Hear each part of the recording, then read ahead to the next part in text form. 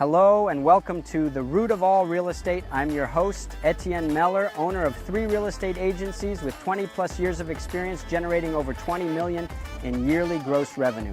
I'm very happy to have you join us today.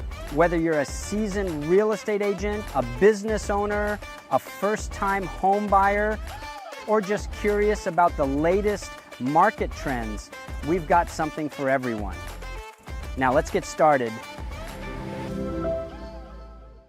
You're listening to The Root of All Real Estate with Omar Ramsaran. Who are you, Omar?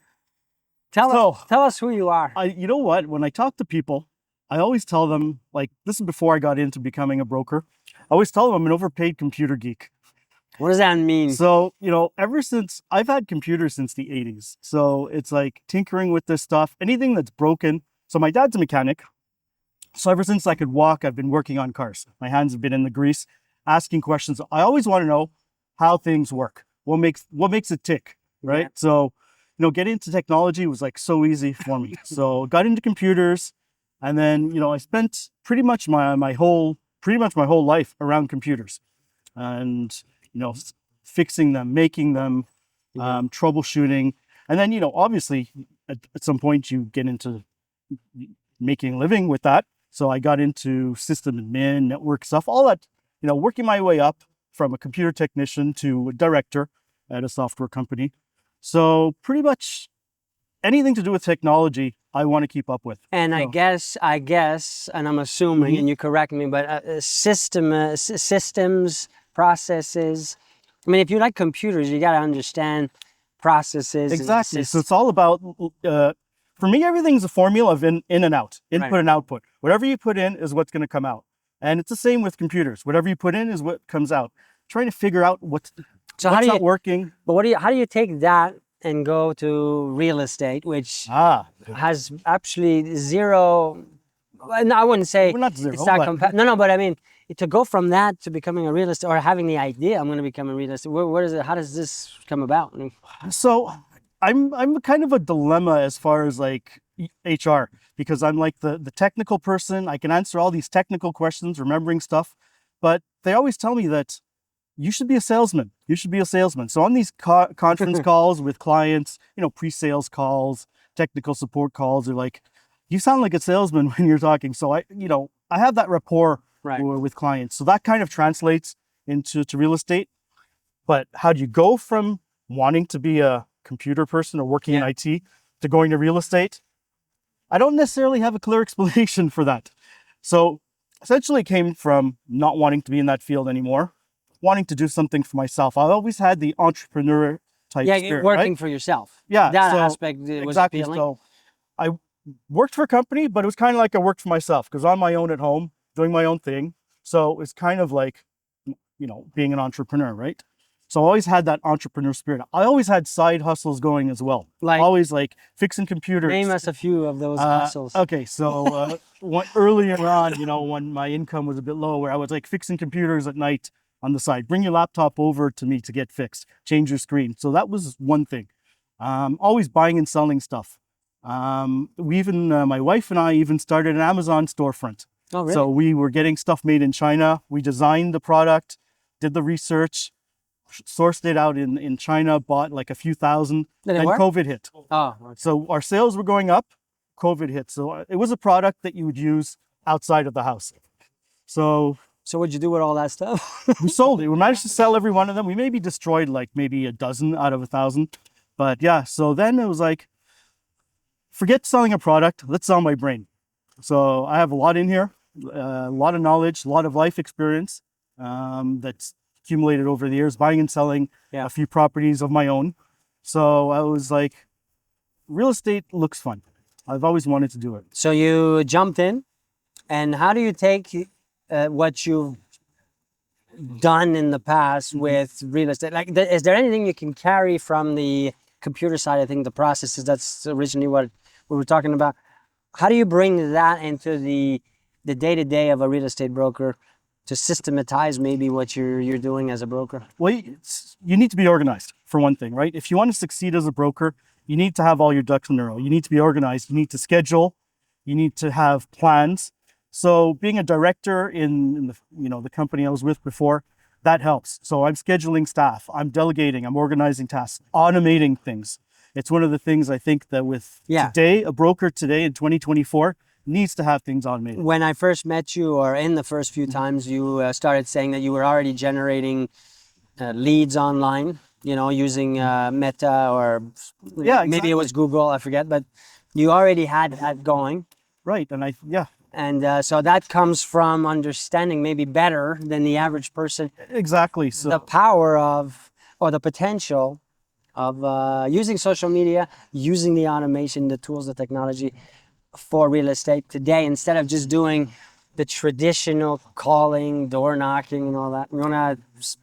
I want to understand. I find in speaking to a lot of brokers, my colleagues, they find it intimidating. Advertising on the web, using social media, even posting, creating the posts. But having that background in IT, understanding how the web works, understanding how CRMs work, understanding linking all of that together, generating leads, and understanding the metrics, that's a great bonus. I think often it's good to come from other industries so that you see, well, what's being done elsewhere. Sometimes if you're in the same industry too long, you get narrow focused on, well, this is what we've been doing. It's not often that we go and explore or research or look at other industries to see, well, what is everybody else doing to, let's say, as an example, generate more leads, more opportunities. So I think that's good. I think the danger here for you and for all of us is that once we get stuck in what we think works for us, is we stop learning, we stop doing the research. Yeah, exactly. And I think we always, no matter what field we're in, we have to keep evolving. And I think that's part of my my troubleshooting skills, coming from understanding how things work and fixing things, is that you see that something works and then it stops working. Well, why is it not working? Let's try something else. What would that be today for you? What's the challenge right now that you're working on, if you want to talk about that? Because right now, you had an image of what it was to be a broker. You for sure. I mean, until you're doing it, it's hard to imagine what it's going to be. Right.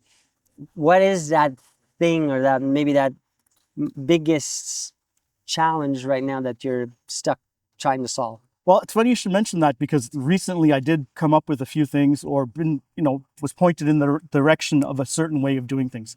So to go back, becoming a broker, I thought that as soon as people know you're a broker, the phone's going to be ringing off the hook. Everyone you know, everybody that knows that you got your license, knows somebody or wants to do a transaction. Yeah. That's not true. Everyone probably thinks that. It's totally false. This is work. It's a lot of work, right? So my first reaction was like, all right, let's advertise like crazy. How? Facebook, okay. Instagram, paid advertising, and posting all the time. Hey, I'm a broker. Hey, I'm a broker. You want to buy and sell? Call me. That doesn't work either. Then I was doing the lead generation, which is fine. That has a place, and that will continue to work, I think. But as one individual broker working that, it's tough. It's a grind. In what sense? Like, if you want to expand a bit on that, like, there's a lot when you're generating leads. You need to have the manpower to go through all the leads, because it's very powerful. You can get a lot of contacts. Yeah. Doing this advertising, and for cheap. And for cheap. Well, Facebook for relatively cheap. Yeah. So you set your budget.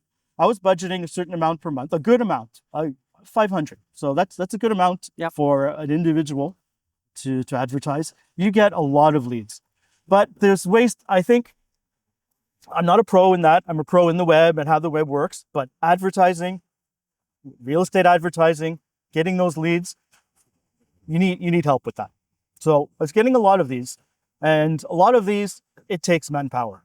You need a network of people behind you, network of inside salespeople to take care of that for you. Yeah, and you need to use a lot of the automation possibilities. Exactly. Or else you're gonna burn yourself out. I burnt myself out spending evenings making phone calls trying to get these leads. And half of them are not clean leads, right? These are all cold leads. Well, they might not be ready right now. They're not ready right now. Some were, you have to work hard at optimizing your ads so that you don't get accidental leads or people without intent at that moment. So what is that challenge? The challenge is what? Getting the opportunities. Getting the opportunities. Okay. So recently I started to reflect and to talk to other experienced brokers.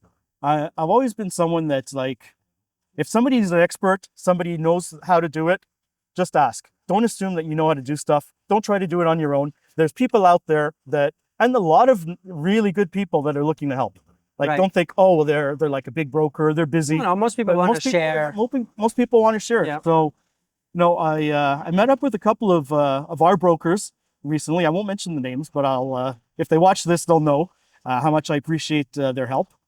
And they kind of like help me see another way of looking at things, which is pretty much, and they pointed me in the direction of some good podcasts and some good books. It's not about selling yourself as a broker.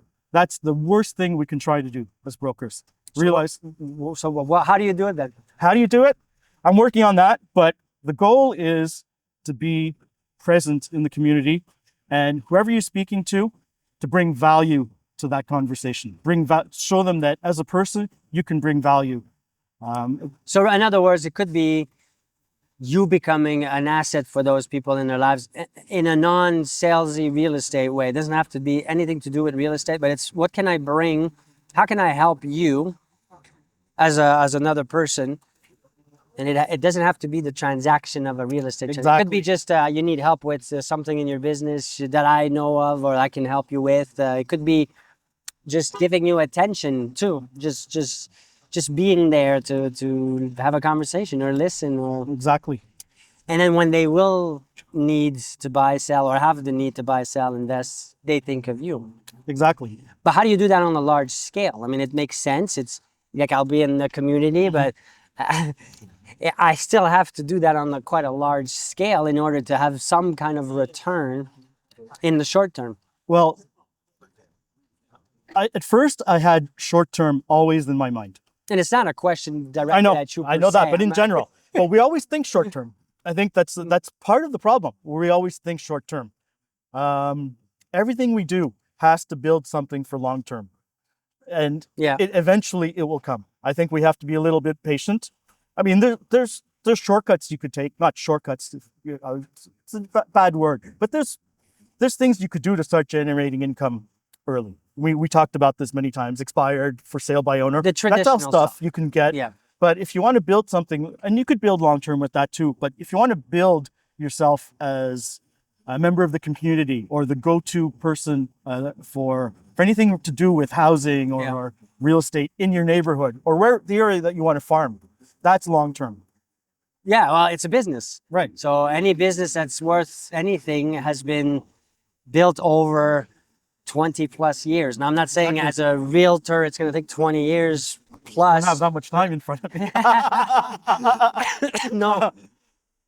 But when you think big successful businesses, it's all 10, 20, 50 years before we all in the world saw them as, oh, they're big and successful. So yes, we need some patience. We need to think long term. It's hard to do when the bills are coming and you don't know before becoming a broker what to expect. Right. I think that's where the challenge lies. Oh, and that's the other challenge. I mean, if not to dwell specifically on my situation, but maybe there's others that are living that, is that I decided to become a realtor while still keeping my 9 to 5 job. So talk about that. Is that a good idea, bad idea? If there's a broker out there that's contemplating becoming a broker or is a broker, but is transitioning from full-time to, or thinking about transitioning, what's your thought on that? If you can do it without doing 2 jobs, do it. You might be young and have the energy to do it.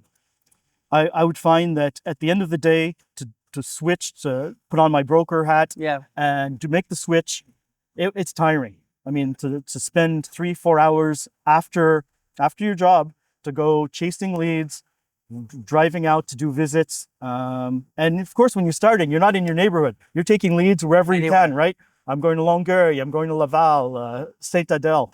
So it's tiring. And, your weekends take that up too. Now, thankfully, I don't have kids. So it's less of a challenge like that, but you still have to spend time with your spouse. But if you have a family and you're doing that, forget it. You're not spending time with your kids. and you're going to be burnt out. But it's a sacrifice, I guess. It's a sacrifice. How bad do we want to get rid of the job that we are doing? Right. You know, some people are not in positions maybe where they enjoy Right. what it's a job. It's just to pay the bills, and they can't wait to get out. So you're saying, if I'm hearing you right, you would think that it's much better, or your suggestion would be quit the job and go full time. Yeah, if you can. I mean, if you can. If you can, do it. If you can't, you do what you can. So I went 2 years doing that part-time, and I was able to generate some money. So I did do a few transactions. So this year, we're in 2024, working part-time as a realtor. So just doing evenings and weekends, I did 6 transactions. Yeah. Which is not bad. Not bad at all. And I didn't try as hard as I should. I'll admit. I'll admit I didn't. What does do that as much. mean? That means I could have done. I took a lot of nights off because I'm tired. I don't have the energy after that full day. What would you guess? Maybe you know this, but if you don't, just guess. Estimate is the amount of time spent per week on real estate.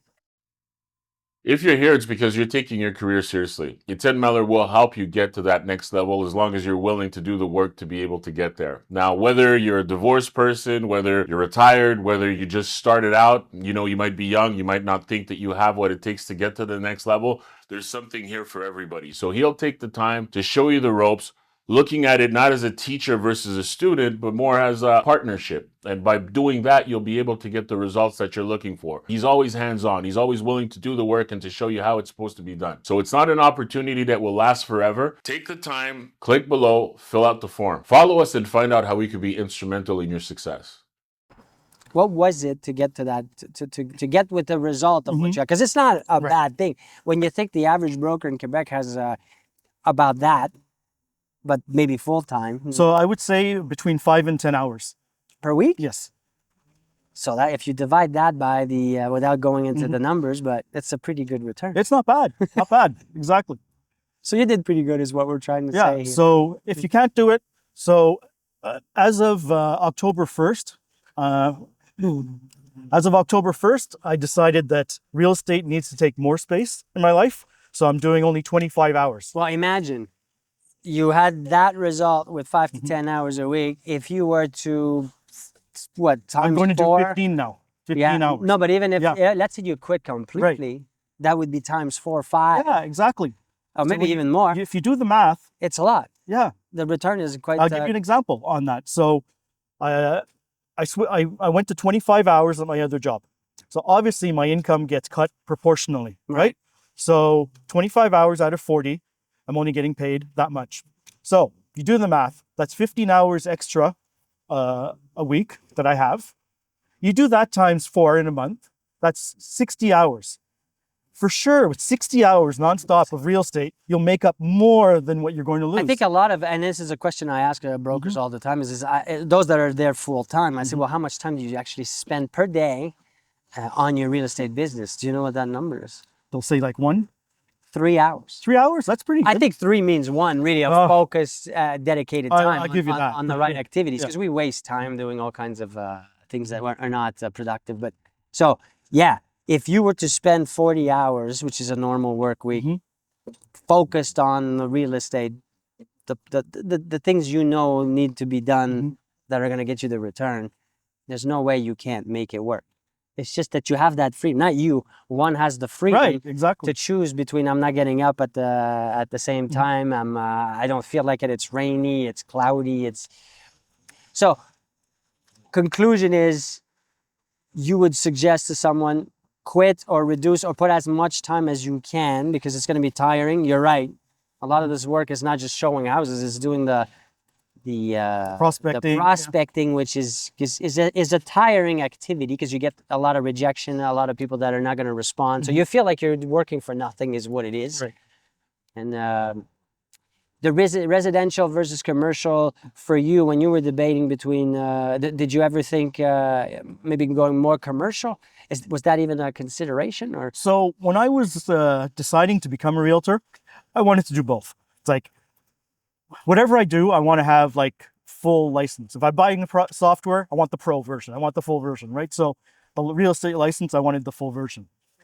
Now looking at that, I'm happy doing residential, just for the fact that it's that interaction with people. I find like I'm helping people in a more genuine way.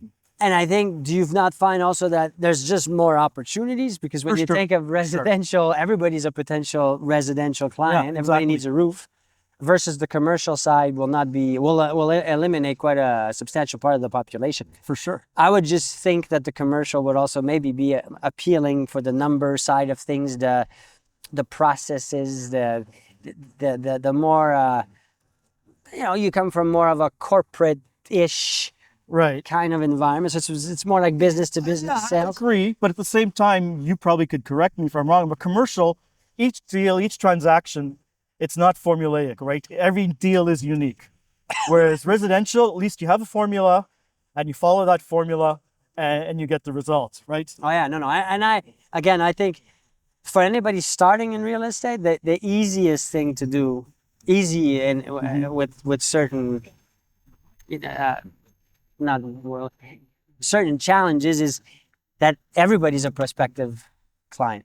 So you already start with a lot of people that that know you, that will have the need to buy and sell or invest. So you're making things easier for yourself to transition from one career or job to real estate because there's just more opportunities. Yeah. And maybe in the longer term, you could convert it into commercial if you find that you enjoy that better. But I mean, I've had a few opportunities come up and I've had to hand them off. So I think in the beginning it's good to focus on one aspect and to go all out with that. right. Is there a part of the business that you want to focus on, a geographical area, a specialty? Is there something that you think, oh, I really like more this kind of, I don't know, clientele type of property? Or not really? So There's no... for sure. I mean, when you're farming an area, you want to, when you're working as a realtor, you want to know your neighborhood. You want to work in your neighborhood. It's it's not necessarily productive to go super far all the time off the island in either direction. It's not an efficient use of your time, right? So I want to farm the area that I live in, and the outskirts. What I've found that brings me a lot of joy lately in the transactions I've done is helping people find their first property, because I think there's so many people, and not everybody can, for sure, but as soon as you put your money in real estate, your first property, it changes your life, right? It's you're building something for your future, for your family's future, starting with that, no matter what it is you're buying. No, you'll always remember that first property, that first situation. Exactly. It's the first thing, but it's also like setting yourself up for a future. No, I like helping people do that. Well, I think it's the best part of the business, if you ask me. That feeling of helping or being involved in that with people. Yeah, and I mean, it's an addictive thing. It is addictive, and I helped a couple recently buy their first condo. Young couple, 27 years old, and they had the money. They did every government program to be able to get it, and then I almost felt proud of them. They're not my kids, they're not my niece and nephew, but like I was so happy to help them. They told me everything they did to do that, why they wanted to do it. It's like, yes, it feels good. Well, I wish you many more years of success. Thank you. Thank you for sharing with everybody your journey through real estate so far, and let's meet up again in a few months, see where it brought you. Sounds good.